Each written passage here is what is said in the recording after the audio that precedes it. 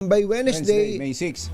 may desisyon na dito. Teka muna, medyo hindi ba marami yung kaso na yan? Ilan po yung kaso at ilan ba yung non-bailable diyan? Yung subject po ng ating pagdinig ngayon, yun lang po yung malversation with falsification against Senator Bong na narapol po sa 3rd Division. Meron po siyang isa pang kaso po sa Sandigan Bayan 4th Division. So ito naman po yung tungkol sa draft violation allegedly.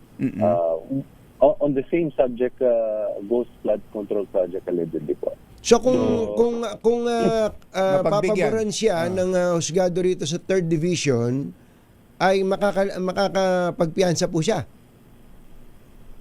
Sana nga ho, magbilang hell kayo ka, Jerry Katunying, kasi nga po as far as we're concerned right now, yan lang po yung isang kaso na that's the legal ground why he is currently being detained so far.